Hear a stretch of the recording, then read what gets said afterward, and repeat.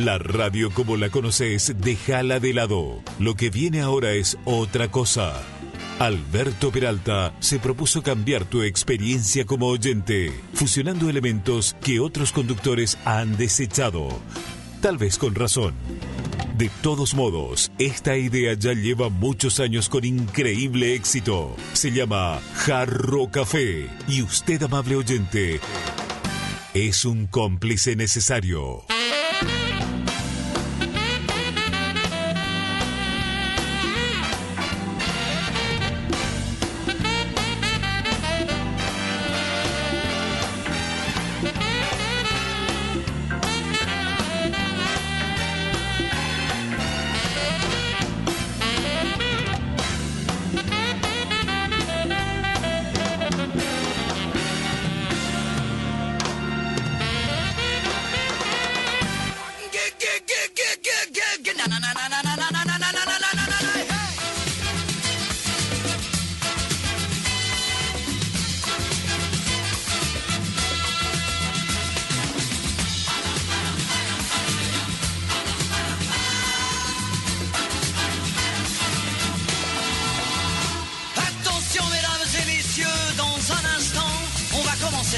Installez-vous dans votre fauteuil bien gentiment.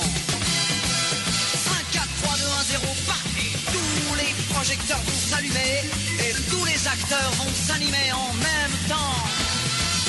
Attention mesdames et messieurs, c'est important. On va commencer.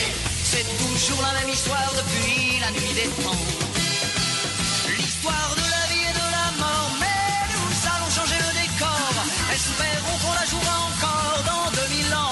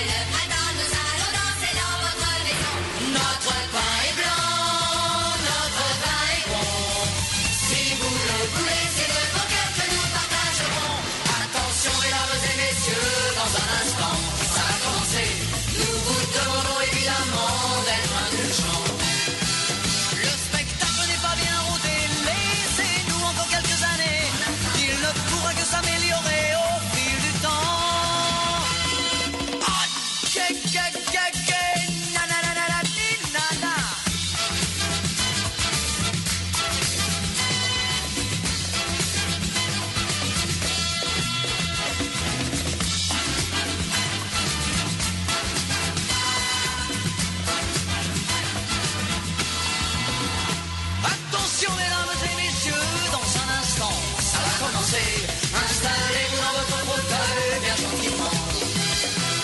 5, 4, 3, 2, 1, 0, partez. Tous les projecteurs vont s'allumer et tous les acteurs vont s'animer en même temps. Allez les filles, nom de Dieu. Nous avons 20 ans et plein de chansons. Comme le printemps, nous allons danser dans votre maison. Notre pain est blanc, notre pain est bon. Si vous le voulez, c'est de vos cœurs que nous partagerons. Attention mesdames et messieurs, dans un instant, on va commencer. Il se peut que vous soyez choqués de temps en temps. Mais surtout ne vous inquiétez pas, n'allez pas faire des signes de croix. Et rappelez-vous qu'un jour vous avez eu 20 ans. Hey!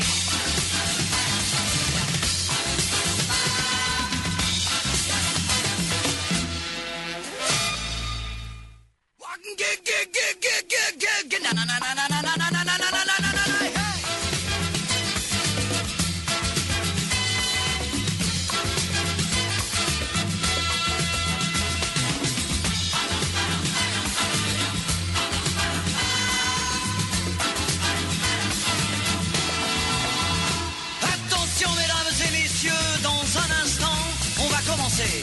Installez-vous dans votre... Jarro Café a 1000 es presentado por... Desde la planta hasta la despensa de la esquina, Coca-Cola Paresa forma parte de la vida cotidiana del Paraguay. Attention mesdames et messieurs, c'est important. Carreteras y algo más.com.py, toda la información sobre estructuras en un solo sitio web. Granusa, excelencia en nutrición animal. Muy bien, muy buenas tardes. Esta para mí es una tarde muy triste para la humanidad, porque se consumó el asesinato de esta chica de 24 años, Noelia Castillo, quien pidió que le practiquen ese asesinato legal que se llama eutanasia, que en España no tiene límite de edad ni nada, y pese a la oposición de su familia, los jueces fallaron que sí, que ella tenía derecho, no sé qué derecho, a morir. Pero hay muchísimos datos que muestran lo oscura que es esta trama, lo terrible que es esta trama. Ella, desde los 13 años, cuando entró a la adolescencia, empezó a tener problemas de disfunción de personalidad, empezó a tener problemas, largos periodos de depresión, un montón de elementos. Sus padres eran separados y vivió siempre el clima hostil entre el papá y la mamá. Y para una persona que ya viene con alguna fragilidad mental, esas son cosas muy difíciles de superar. Para una persona que ya viene con una patología de base, esas cosas requieren de un tratamiento meticuloso, delicado y riguroso. Tratamiento que nunca tuvo. Ella empezó a tener problemas en sus relaciones. Tuvo varios intentos de suicidio desde temprano, hasta que un día, hace poco más de 2 años, se tiró de un 5º piso, no murió y quedó con algunas dificultades, pero no con una paraplegia o una tetraplegia como quisieron vender los medios progres españoles. Y había vuelto a caminar en los últimos tiempos y hasta a subir las escaleras, como se ve en filmaciones recientes. Pero siguió sin tener el tratamiento a su cabeza. En un momento dado, durante su pedido de acogerse a la eutanasia, ella contó que había sufrido una violación de parte de un exnovio y después de que tuvo una violación en grupo. Pero nunca había ella denunciado esas situaciones, por lo cual mucha gente cree que fueron inventos de sus abogados para presionar sobre el tema de la eutanasia. Pero supongamos que fuera cierto, ¿verdad? Lo que correspondía era un tratamiento psicológico, psiquiátrico, para sacarle de ese estado de depresión y de infelicidad permanente. Y no tuvo eso. Hace una hora y media, un par de horas, falleció. Llevó hasta el último momento su triste decisión, apoyada esta decisión por autoridades judiciales y por una parte de la prensa inclusive. De acuerdo con las crónicas que se cebaron también en este caso, en el hospital de Barcelona, su familia estaba no dentro de la habitación, pero sí cerca de la habitación. Estaban sus padres, su abuela, sus tías, atravesados por el dolor y por la imposibilidad de salir de esto. Pero un grupo de abogados que es fuerte en España, que se llama Abogados Cristianos, denunció que cuando su mamá interpuso un recurso para parar esto hace ya unos meses, le dijeron ya no se puede parar la decisión de la eutanasia porque los órganos de Noelia ya están colocados. O sea, finalmente fue un negocio para hacerse con los órganos de una persona joven. Y para colmo, el comité que define si procede o no la eutanasia tiene entre sus miembros a uno que también es del comité de trasplantes. Hay una incompatibilidad flagrante ahí. El médico que define si corresponde que le maten por la eutanasia también es el médico que define a qué persona van a ir los órganos de la persona muerta. Como mínimo hay una terrible falta de ética. Una pena realmente, porque es un desprecio por la vida que es, para nosotros los creyentes, es un don que no se puede desperdiciar. Así que en paz descanse Noelia Castillo. El Estado que fue solícito y eficaz para matarte, el Estado español no fue solícito y eficaz a la hora de cuidarte, de darte un tratamiento, de tratar de que salgas de esos problemas mentales que tuviste desde los 13 años.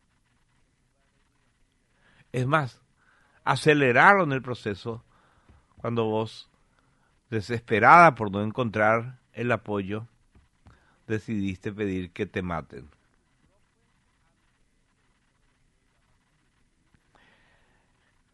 El papá dijo después de la muerte de Noelia, esto es un fracaso que no es solamente legal o médico, es un fracaso íntimo y humano, es un fracaso de la sociedad, porque en el fondo lo que queda es eso, una familia que quiso que se quedara y ella no encontró el apoyo profesional necesario para decidir quedarse.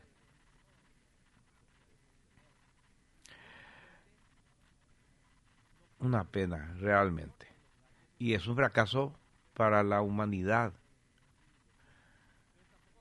Yo no estoy absolutamente en contra de la eutanasia. A lo mejor en un estado de terminal de una persona que está sufriendo de dolores atroces y no hay manera de paliar esos dolores y ya no hay esperanza de vida, a lo mejor es casi un acto de caridad acceder a su pedido. Pero hay casos como este, una chica de 24 años que se estaba recuperando de una terrible decisión que le dejó con problemas físicos, pero que estaba superando. No pudo superar la depresión y los trastornos de personalidad que le acompañaron desde los 13 años. Estas políticas progres lo único que hacen es ahondar el sufrimiento humano. Una pena, realmente. Terrible. Bueno, una oración por el alma de Noelia Castillo. Dice acá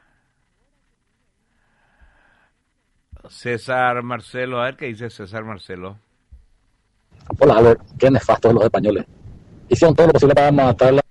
Hola Albert, qué nefastos los españoles. Hicieron todo lo posible para matarla a esta chica y también hicieron todo lo posible por mantenerlos vivos y si es posible en libertad a otro tipo que lo violaron. Qué miserable el gobierno español. Abrazo de Leano. César Marcelo, vos sabés que ese es un relato que no está confirmado que haya sido violada. A lo mejor sí, pero ella nunca denunció, recién en la última etapa, y muchos creen que fue una ardid del abogado que le asistía para conseguir la eutanasia plantear eso. Porque lo que se presentó es que le violaron y ella quedó depresiva y se tiró de un quinto piso, y no es así. A los 13 años empezó a tener los síntomas de depresión y de trastorno de personalidad. Y varias veces trató de suicidarse. ¿Entendés? ¿Te das cuenta cómo te mienten? Yo te entiendo, porque yo también creía eso al principio, hasta que estuve investigando el caso y llegué a los datos que desmienten eso. Pero presentaron la feminista como una víctima del machismo, que le violaron y por eso se suicidó. No tenía ya, lamentablemente, pobrecita, trastornos mentales mucho antes. Y ella nunca denunció ni primero dijo que tuvo 2 violaciones, una de su exnovio y otra de un grupo, pero nunca denunció eso. ¿Entendés? Pero vi acá también una cantidad de locutores y panelistas haciendo hincapié en eso, que no está aprobado. A lo mejor es cierto, pero esa no es la causa de su depresión. Eso ya tenía ella antes. Dice Marcia Navarro, la eutanasia es la cortina de humo más canalla y cruel de Europa. Algo grande van a cambiar en las políticas mientras se habla de esto, dice. Y sí, suele pasar. Tenés razón, Marcia. ¿Algún comunicado de las feministas? No, y ya tomaron posición. El hombre tiene la culpa de esto. No cuentan todo lo previo y todo lo posterior.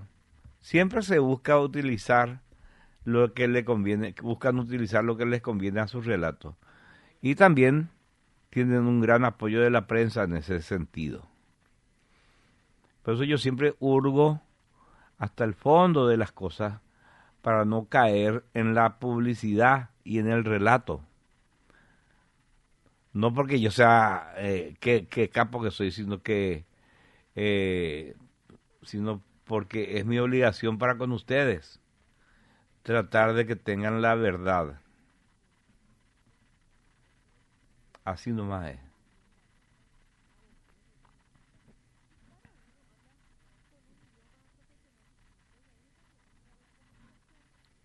Es terrible.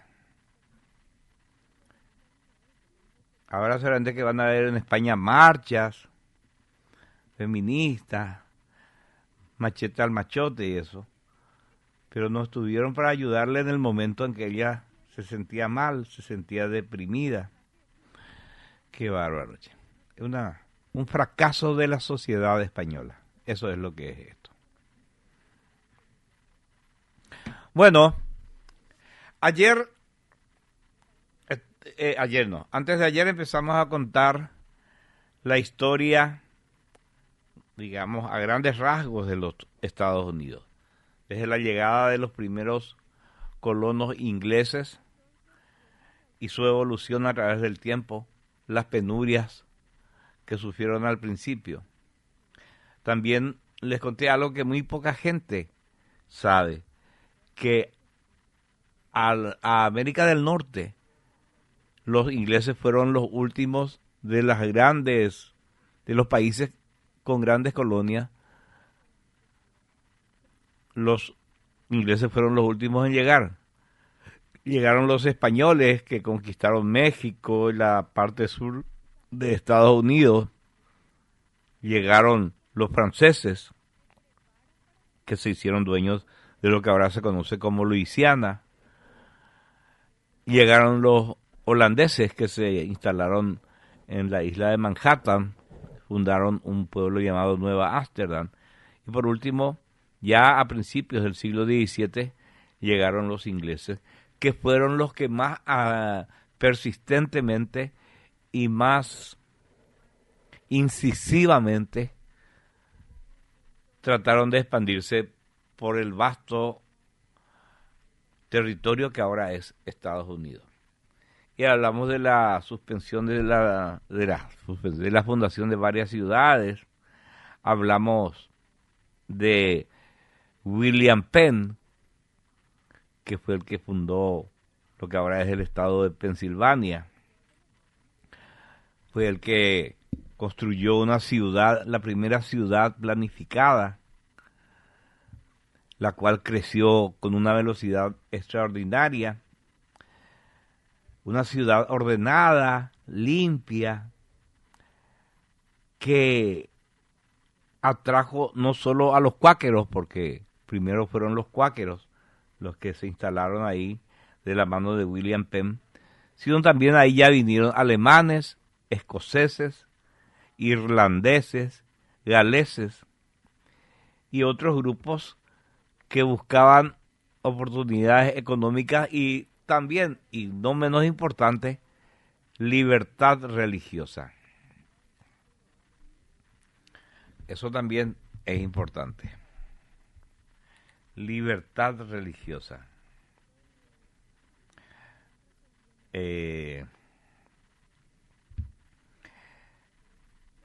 La gente con su trabajo.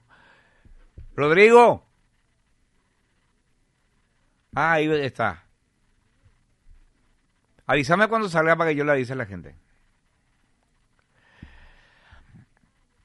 Así que en pocas décadas, esta ciudad bien planificada, capital de lo que era el imperio del señor William Penn, esa selva enorme que había heredado de su padre, esta ciudad, Filadelfia, se convirtió en la ciudad más grande y la más cosmopolita de entre todas las ciudades de las colonias inglesas.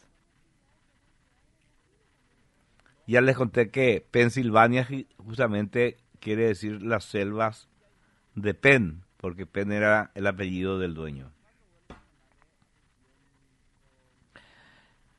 Filadelfia entonces fue un centro de comercio, de cultura y de vez en cuando de ideas que empujaron al crecimiento cívico del país.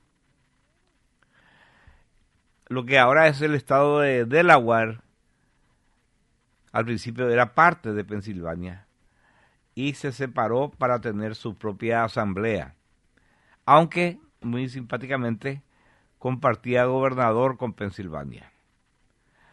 Delaware se convirtió así en la más pequeña de lo que hasta ese momento eran 13 colonias.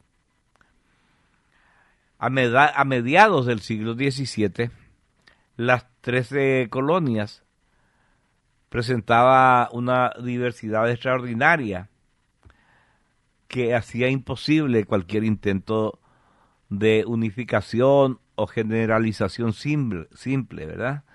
Porque cada colonia se armó y creció o vegetó en base a ideas totalmente diferentes. Les conté, algunos vinieron para huir de sus deudas, otros vinieron en pos de una libertad religiosa en torno a determinadas creencias. Hubo por lo menos 3 grupos que vinieron en pos de libertad religiosa, pero los 3 tenían creencias diferentes. Otros vinieron huyendo de la justicia. Otros vinieron atraídos por la posibilidad de encontrar toneladas de oro y hacerse ricos. Pero, por lo menos, teniendo en cuenta las regiones y las características del terreno, había ciertos patrones que eran innegables.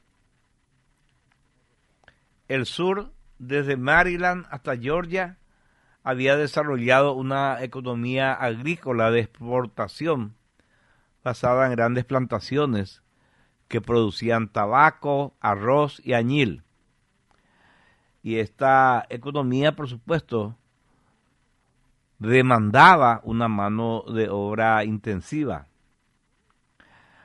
Ya les conté que a ese problema los holandeses, siempre comerciantes, le encontraron solución. Iban y secuestraban a negros africanos y traían y los vendían a los dueños de las plantaciones. Así se inició la esclavitud. Y fue una esclavitud también a escala masiva como los cultivos. Para 1750, en algunas áreas de Carolina del Sur, los esclavizados africanos superaban en número a los blancos en proporción de 9-1. Por cada terrateniente y su familia, por cada blanco que había, 9 esclavos africanos compartían el territorio.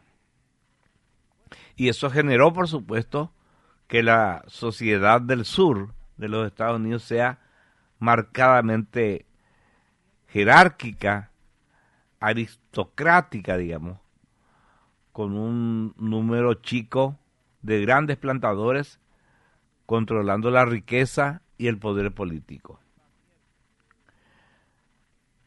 Mientras que los pequeños granjeros blancos, que también los había, los sirvientes contratados y la población esclavizada formaban los escalones inferiores, digamos, de la pirámide social.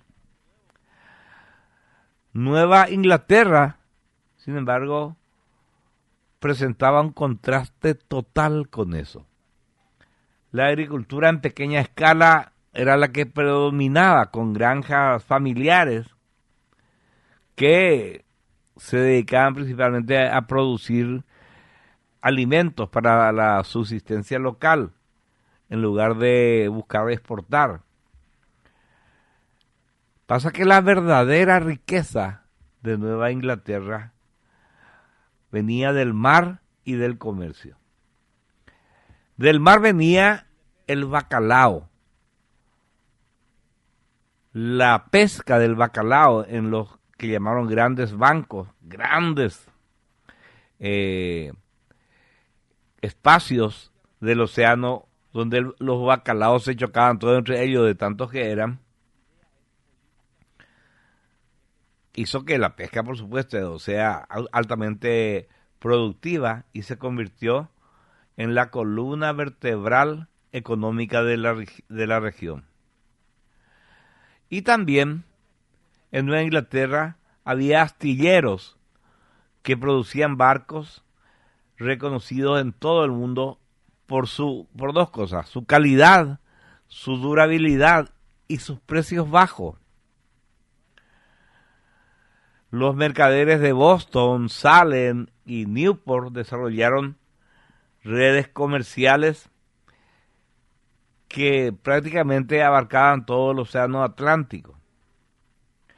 Y ahí en Nueva Inglaterra la sociedad era bastante más homogénea que en el sur. No había esa división de propietarios y esclavos, pero tampoco era una sociedad democrática en el sentido moderno. Y pese a eso, a que no había una democracia como nosotros la conocemos, la educación y la participación cívica era elevada y era altamente valorada. Después hablemos de las colonias centrales. Nueva York, que recuerdan que les conté que se fundó como Nueva Ámsterdam, después los ingleses vinieron y les rajaron de ahí a los... No es que les rajaron, los holandeses le entregaron sin disparar un tiro a la ciudad y se pasó a llamar Nueva York, en homenaje al duque de York. Y también al lado Nueva Jersey, un poco más allá Pensilvania y Delaware. Estos estados, bueno, no eran estados todavía, estas colonias, digamos, del centro, mezclaban características del norte y del sur, pero tenían su propio, digamos, sabor distintivo. Y la cantidad heterogénea de personas y de idiomas y de costumbres eran su sello. Estaban los alemanes en el interior de Pensilvania, los holandeses en el valle del río Hudson, los escoceses y los irlandeses en la frontera, y los cuáqueros, los presbiterianos, los luteranos, los católicos, los judíos, conviviendo de vez en cuando, teniendo tensiones.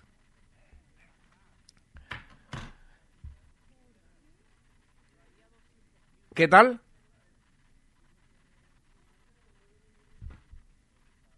Ya estamos, qué maravilla. Bueno, los que quieran escuchar por X, estamos transmitiendo por X, entran en la página de la radio y ahí arriba, en la foto redonda de arriba, donde dice Radio 1000, etcétera, ahí dice en directo. Entran ahí y pueden escuchar y ver Jarro Café. Vamos a mirar un poco, yo también voy a verme acá.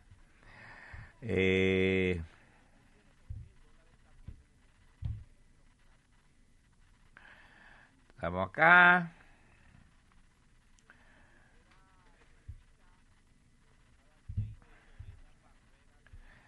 Pues nos sale ahí en el logotipo, ¿verdad?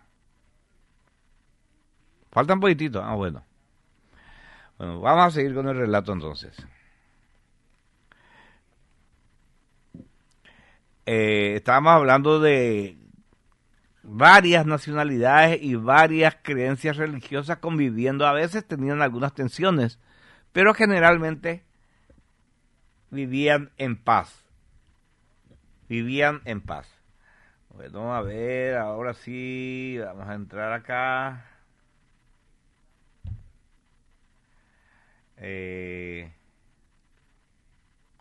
Entramos acá. Muy bien. Jarro Café a 1000, dice. Espectacular. Gracias, Rodrigo, Juanma, popular y nunca bien. Le tengo que a Esteban le tengo que mostrar algo después, a ver si él puede arreglarme. Y también Miguelito, que era el que se daba el mate ahí a los muchachos. Nada no hizo. Bueno, estaban ahí. Ahora sí, los que quieran escuchar por la radio, entran en la página de Radio 1000 y ahí van a encontrar algo que dice. Estoy pues en WhatsApp, no en X. Ahora voy a entrar en X. Ahí dice Radio 1000 Broadcast, no sé qué, hace clic ahí, entras y dice Jarro Café a 1000. Pueden rápidamente entrar y es más cómodo en X, ¿verdad? Me gusta más a mí X que YouTube, porque si no tenés YouTube Premium, te cortan con avisos a cada rato. Bien. Dijimos que todo este conglomerado de naciones y creencias religiosas vivían a veces con tensiones, pero mayoritariamente en paz. La agricultura era más diversificada que en el sur. Estaban plantando ya granos, especialmente trigo, y se convirtieron en los principales productores de trigo de la región, a tal punto que también tenían la posibilidad de exportar principalmente primero a Inglaterra y después al resto de Europa, ¿verdad? Filadelfia y Nueva York rivalizaban con Boston como centros comerciales y la actitud hacia el comercio era más pragmática y menos lastrada por la moral religiosa estricta que en la Nueva Inglaterra puritana.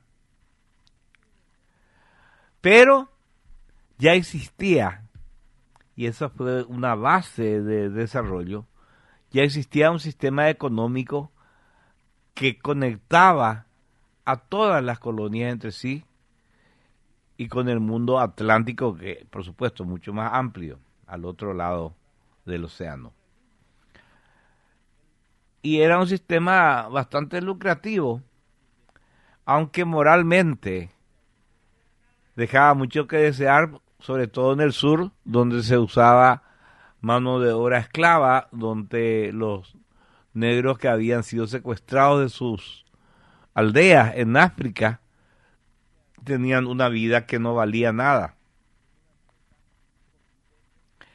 Los barcos salían de los puertos de Nueva Inglaterra, por ejemplo, cargados con ron destilado de melaza. Navegaban hasta la costa occidental de África, donde, y esto hay que decirlo también, esta parte no se cuenta, los caciques de las diferentes tribus africanas y los reyes de los territorios africanos que tenían reyes, estos caciques y reyes, estos mandamases, que eran, por supuesto, negros africanos, entregaban a sus ciudadanos a cambio de la bebida alcohólica, a cambio del ron. Y ya tenían los reyes y los caciques, digamos, un stock de sus propios conciudadanos preparados, amarrados para ser llevados en esos barcos como ganado. Y eran hombres, mujeres y niños, ¿verdad? No discriminaban ellos.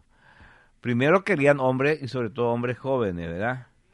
Pero después, cuando ya el negocio prosperó y eran cada vez más las necesidades de las colonias, empezaron a llevar también mujeres para reproducirse. Imagínense como ganado. Y niños para que crezcan y sean útiles y dóciles, porque desde niños iba a ser lo único que conocían.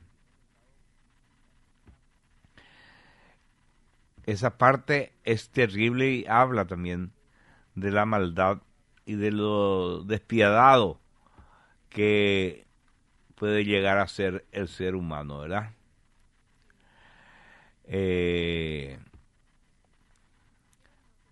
Esto después iba a degenerar en una guerra, pero falta todavía para llegar ahí. Una guerra, la famosa guerra de secesión, digamos, ¿verdad? Así que estos cautivos, entregados a cambio de ron por sus caciques y reyes, eran transportados a través del Atlántico en condiciones absolutamente inhumanas, a tal punto que en casi el 20% de estos cautivos moría durante la travesía. Los que sobrevivían eran vendidos en las plantaciones, no solamente en las plantaciones de las colonias inglesas del sur de Estados Unidos, de lo que era América del Norte en ese momento, sino también en las plantaciones del Caribe.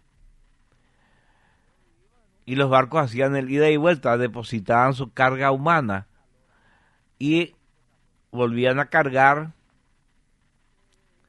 los barcos con ron. Volvían al África, entregaban el ron a los caciques, alzaban a los nuevos capturados y los llevaban para venderlos como esclavos.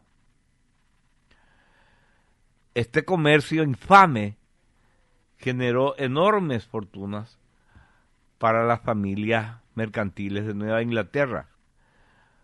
Y con esa fortuna, mala vida, basada en el sufrimiento y la sangre de un montón de gente inocente,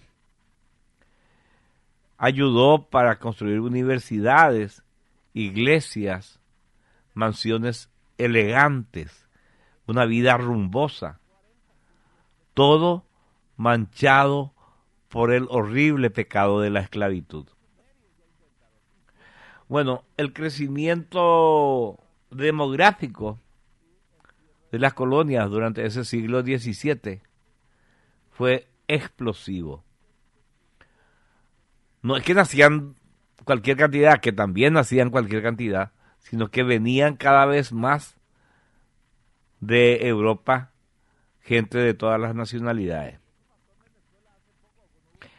En el año 1700, al entrar el siglo XVIII, la población colonial total era de aproximadamente 250,000 personas. Para el año 1750, o sea, medio siglo después, ya había más de 1,000,000. Y para 1770, en vísperas de la Revolución, había 2,5 millones de personas viviendo en las colonias inglesas de Estados Unidos. Este crecimiento, por supuesto, no era de todo de gente que nacía ahí, aunque la tasa de natalidad era altísima. El promedio de hijos de cada familia era entre 8 y 10. Pero también la mayor parte de la gente provenía de la inmigración continua desde Europa. Los alemanes escapaban de las guerras religiosas y de la devastación económica de sus tierras. Los escoceses, los irlandeses, que eran presbiterianos, que enfrentaban discriminación por el dominio inglés, llegaban por decenas de miles, se establecían principalmente en la frontera, donde su dureza y su disposición a la violencia los hacía efectivos en el conflicto continuo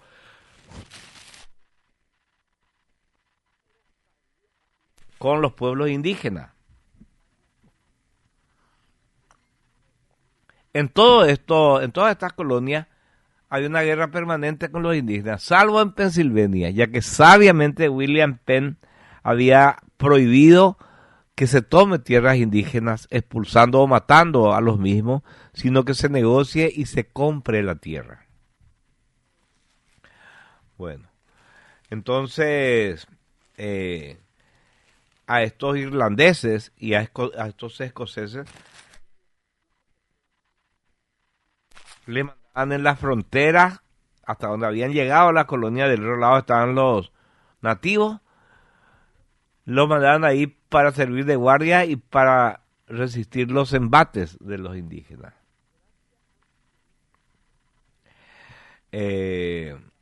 Los pueblos nativos del este de América, los Powhatan en Virginia, los Wampanoag en Massachusetts, los iroqueses en Nueva York, los Catawba en las Carolinas, habían, por supuesto, vivido en esas tierras durante miles de años.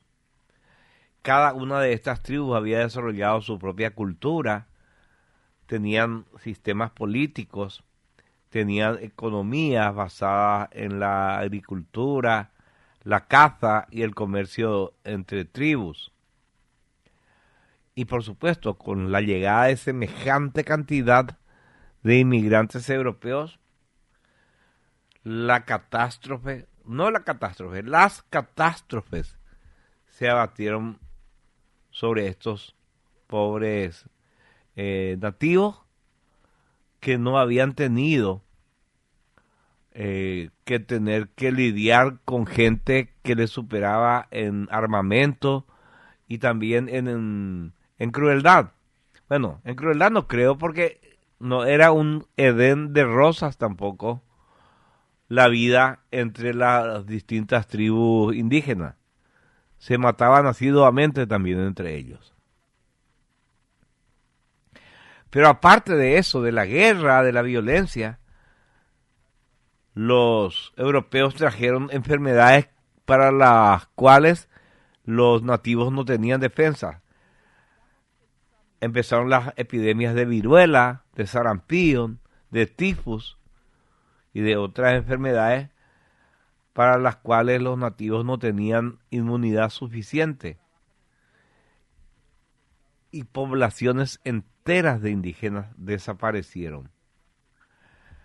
Algunos historiadores dicen que hasta el 90% de la población nativa del este, que es donde se instalaron principalmente las colonias, ya que venían de Europa y la costa más cercana era el este.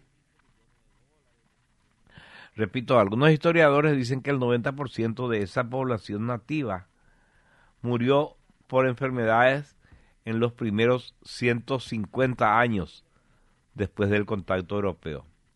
O sea, era una especie de apocalipsis biológico de unas proporciones que son difíciles de comprender actualmente.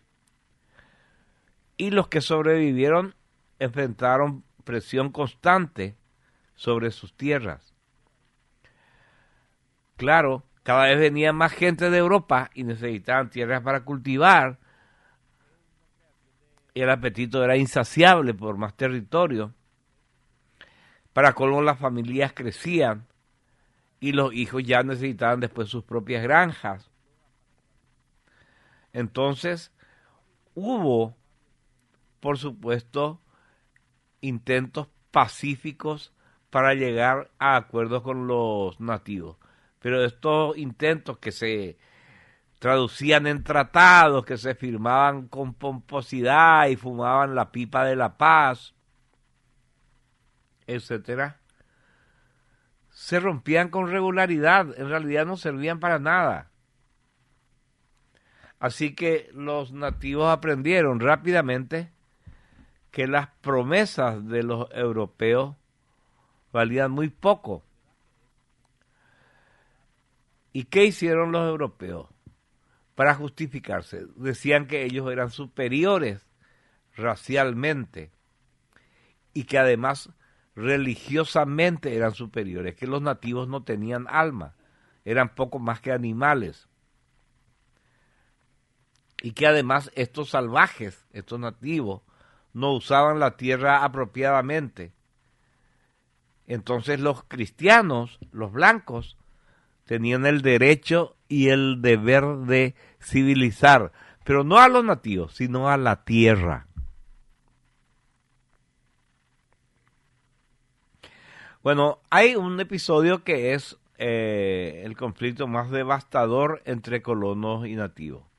Es la guerra del rey Felipe, que duró de 1675 a 1677. Y representó el conflicto, como digo, más terrible entre colonos y nativos. Eso fue en Nueva Inglaterra. El rey Felipe no era un rey europeo, era un rey indígena, líder de los Wampanoag.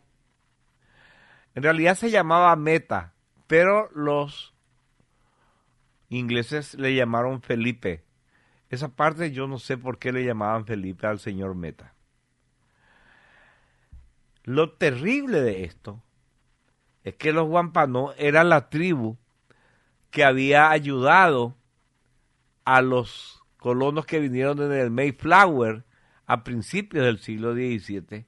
Le habían ayudado a sobrevivir, le habían traído pavo cuando se estaban muriendo de hambre, por eso es que comen pavo el día de la Acción de Gracias, y le habían traído el maíz y les habían enseñado a cultivar el maíz para sobrevivir.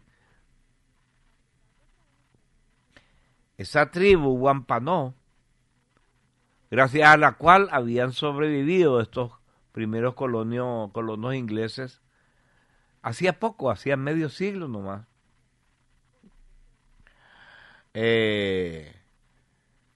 Vieron que estos tipos venían cada vez más y sus tierras para sus casas, caza con Z, y para sus cultivos se reducía cada vez más. Y que sus derechos ancestrales eran pisoteados y sus libertades individuales eran sometidas a la jurisdicción legal de los colonizadores, que por supuesto aplicar de una forma absolutamente injusta las leyes sobre estos pobres nativos. Bueno, lo cierto es que Felipe, o Meta, organizó una coalición de tribus para expulsar a los colonos. Y durante casi 2 años, la guerra arrasó Nueva Inglaterra. 12 de las que en ese momento ya eran 90 ciudades inglesas fueron completamente destruidas. Y otras 40 ciudades quedaron en los huesos, digamos, en lo mínimo, después de ser atacadas. Proporcional a la población fue el conflicto más sangriento de la historia de los Estados Unidos de América. Pero la coalición nativa tenía la desventaja de no poseer armamento de fuego. Los europeos tenían mejores armas y tenían cañones. Y tampoco tenían la capacidad de los colonos para recibir refuerzos de todas las colonias y suministros del otro lado del Atlántico. Y el rey de los indígenas fue traicionado por otro indígena, fue capturado y fue decapitado. Su cabeza fue exhibida en una pica en la ciudad de Plymouth. Adivina por cuánto tiempo exhibieron la cabeza del cacique Meta, del rey Meta de los indígenas. Por 25 años estuvo la cabeza en la pica. La esposa de Meta y sus hijos fueron vendidos como esclavos, enviados al Caribe. Y las tribus sobrevivientes fueron dispersadas. Algunas, por supuesto, no se andaban con chiquitas, los colonos fueron exterminadas por completo. Fueron muertos los jóvenes, los ancianos, las mujeres, los niños. Otras tribus fueron reducidas a pequeños grupos después de habérseles sacado sus tierras, perdieron los derechos que según los tratados tenían. Bueno, ese patrón, digamos, de conflicto, de tratados rotos, de desplazamiento, de aniquilamiento, se repitieron constantemente a medida que las colonias se expandían hacia el oeste. Cada generación de colonos empujaba un poco más allá la frontera con los indígenas. Y cada generación de nativos trataba de resistir, era derrotada o forzada a retirarse cada vez más hacia el oeste. Y este fue un proceso de colonización que terminó recién a finales del siglo XIX, cuando los nativos fueron confinados en reservas que hasta ahora existen. Las colonias también fueron arrastradas a la guerra entre las potencias europeas. Por ejemplo, el conflicto entre Francia e Inglaterra por el dominio de América del Norte tuvo varias etapas, tuvo varios capítulos. O sea, se desarrolló en varias guerras que los colonos americanos conocían con nombres diferentes a lo que su contraparte europea llamaba, ¿verdad? La guerra del rey Guillermo, por ejemplo, la guerra de la reina Ana, la guerra del rey Jorge. Cada una era el reflejo americano de conflictos europeos más amplios. Los colonos luchaban junto a tropas británicas regulares contra los franceses y sus aliados nativos. Aprendieron, por supuesto, habilidades militares que después, para que vean cómo es la historia, ¿verdad? Los ingleses le enseñaron a sus colonos habilidades militares, tácticas, maneras de enfrentar una batalla, un montón de cosas. Aprendieron también que después usaron esas habilidades, esos conocimientos militares contra la propia Gran Bretaña para la guerra de la independencia. Bueno, en ese interín, entre todos estos conflictos, guerras, desavenencias, etcétera, que les estuve contando, las colonias habían desarrollado un gran y notable grado de autonomía política. O sea, que dependían cada vez menos de la metrópoli, que era Inglaterra. Cada colonia tenía su propia asamblea legislativa electa y lo que sí era notable es que las calificaciones, o sea, quién podía votar en esas elecciones variaba según las colonias. En algunas, en la mayoría, el que podía votar era el que tenía propiedades. En otras, las mujeres no podían votar, en algunas sí. Estas asambleas controlaban los impuestos locales y las apropiaciones, las expropiaciones. Y eso les daba a estas asambleas un poder real sobre los gobernadores nombrados por la corona inglesa. O sea, los colonos tenían más poder sobre cada uno de sus territorios que el poder que tenía la corona. Los colonos habían desarrollado una tradición de autogobierno que pasaron a naturalizar. Consideraban su derecho de nacimiento. Porque ellos, hasta determinado momento, decían, nosotros nacimos acá, pero en realidad somos ingleses. Entonces, invocaban permanentemente sus derechos ingleses. Las libertades que creían que estaban garantizadas por siglos de tradición legal inglesa, les daban la certeza de que su autogobierno era legítimo, así como documentos como la Carta Magna. Bueno, por supuesto, esa tradición de los colonos de autonomía local y de orgullo en sus derechos ingleses estaban en una ruta de directa colisión con los intereses del gobierno de la metrópoli, del gobierno británico. Y este gobierno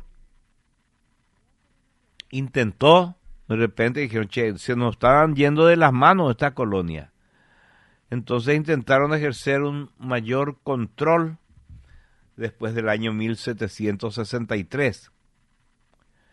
La sociedad colonial también estaba desarrollando características culturales distintivas.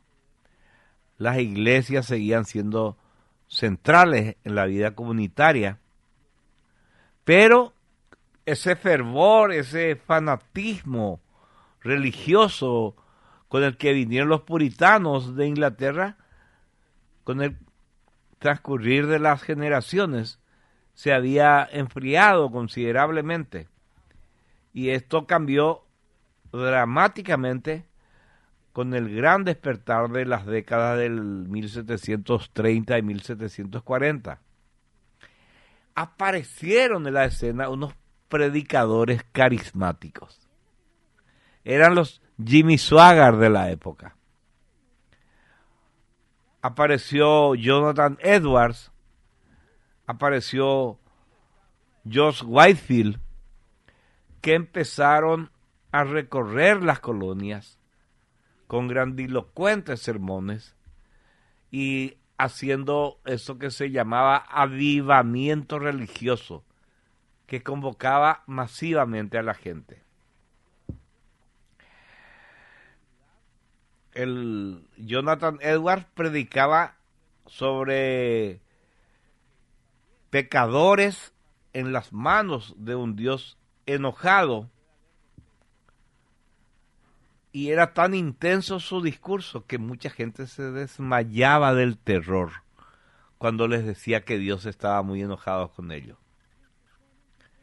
Y George Whitefield atraía multitudes de miles que venían a escuchar sus sermones, que eran dramáticos y normalmente hechos al aire libre. Él sabía elegir valles rodeados de pequeñas elevaciones. Entonces, una multitud de 5.000 personas, para la época era una multitud, 5.000 personas, todos escuchaban su poderosa voz. Y era muy impresionante su capacidad de convocatoria. ¿Qué es lo que este movimiento religioso trajo como consecuencia? Resulta que varios de los predicadores, dos de los cuales les mencioné, por no decir todos los predicadores, enfatizaban la experiencia personal directa con Dios por sobre la autoridad de las iglesias establecidas. Y eso, por supuesto, ponía en entredicho la jerarquía religiosa tradicional. Y también estos predicadores creaban vínculos entre colonias, porque viajaban los predicadores de Nueva Inglaterra a Georgia, por ejemplo, y crearon por primera vez una experiencia compartida que traspasaba las fronteras coloniales y empezó a acostumbrar a la gente a cuestionar la autoridad establecida. Y esta actitud de cuestionamiento a la autoridad se fue transfiriendo del ámbito religioso al ámbito político. Y esto también estaba creando una esfera pública colonial. La tasa de alfabetización variaba enormemente entre colonia y colonia. En Nueva Inglaterra, por ejemplo, alcanzaban niveles extraordinarios para el siglo XVII, ¿verdad? El 70% de la gente estaba alfabetizada. Los periódicos coloniales, comenzando con el decano de los periódicos, el Boston Newsletter, empezaron a proliferar rápidamente. Cada vez se fundaban más periódicos. Volviendo atrás, para 1750, todas las colonias principales tenían por lo menos un periódico y algunas colonias tenían varios periódicos. Y estas publicaciones no solamente incluían noticias locales, sino que además reproducían artículos y debates de periódicos ingleses y de otras colonias. O sea, se empezó a crear a través de estos periódicos, a través de este incipiente periodismo, una conversación incipiente en Norteamérica, ¿verdad? Una conversación intercolonial. Cuando Benjamin Franklin organizó debates sobre asuntos públicos, o cuando John Peter Zenger fue juzgado en 1745 por criticar al gobernador de New York en su periódico, estos eventos trascendieron y fueron conocidos a lo largo de todas las colonias. Y fue formándose algo que podría llamarse el inicio de la opinión pública norteamericana. Las ciudades coloniales estaban madurando, estaban volviéndose cada vez más sofisticadas. Filadelfia, Boston y Nueva York empezaron a tener una arquitectura impresionante. Se fundaban sociedades literarias, sociedades filosóficas, ya había bibliotecas, había teatros. Los comerciantes ricos construían mansiones elegantes, decorados con muebles y lujos importados de Inglaterra. También, por supuesto, proliferaron los bares, las tabernas, las cafeterías, que servían como centros de intercambio de noticias, de debate político. Las universidades empezaron a multiplicarse. Harvard fue seguida por Yale, que se llamó en realidad William and Mary Yale, después Princeton y otras universidades, que produjo una clase educada que fue ocupando cargos de ministros, de abogados, se convirtieron en líderes cívicos. Pero debajo de esta prosperidad, de esta sofisticación creciente, había tensiones profundas que iban a estallar en algún momento. Debajo de esa prosperidad, de ese despliegue de bonanza, digamos, había algo que estaba acechando en las profundidades de esa sociedad.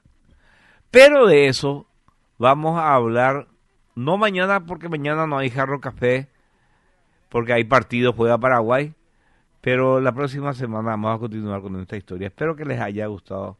A mí me gusta mucho la historia. Y también me gusta mucho decirles que ahora nos vamos a la pausa y que antes tengo algunos mensajes para ustedes. En tu producción ganadera es necesario que tomes acciones estratégicas.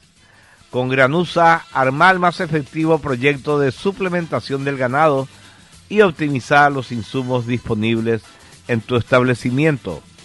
Los técnicos de Granusa van a ser tus mejores aliados para trabajar juntos en los grandes desafíos que se van a presentar en cada etapa del año. Pedí ya una visita a tu establecimiento para alcanzar los mejores resultados. Granusa, excelencia en nutrición animal. Attention mesdames et messieurs, c'est important. On va commencer. C'est toujours la même histoire depuis la nuit des temps. L'histoire de la vie et de la mort. Es sumamente importante conocer el desarrollo de un país. Carreteras y algo más de Andrea Peris es un medio digital paraguayo enfocado en las carreteras, infraestructura, agua y saneamiento, tecnología, eventos, en donde mostramos el crecimiento del país. Ofrecemos espacios publicitarios en nuestras redes sociales y en nuestra plataforma web. Conocenos más en www.carreterasyalgomás.com.py. Seguinos en redes sociales, estamos en Facebook, Instagram y YouTube como carreterasyalgomás.com.py y en X como @perisandru. Sos ingeniero, dueño de una constructora, estás trabajando en agua y saneamiento, energía, tecnología. Contactanos y sé parte de este gran sector de la economía. Hacete conocer, hace conocer tus trabajos, tus avances de obra, porque lo positivo que se hace en el país es importantísimo comunicarlo. Dans un instant, ça va commencer. Installez-vous dans votre fauteuil bien gentiment. Nos une el país que queremos. Desde la planta hasta la despensa de la esquina, Coca-Cola Paresa forma parte de la vida cotidiana del Paraguay. Con más de 55.000 clientes y 27.000 empleos directos e indirectos, su impacto llega a cada rincón del país, porque detrás de cada botella hay miles de paraguayos trabajando para el futuro. Coca-Cola Paresa, 60 años, nos une el país que queremos.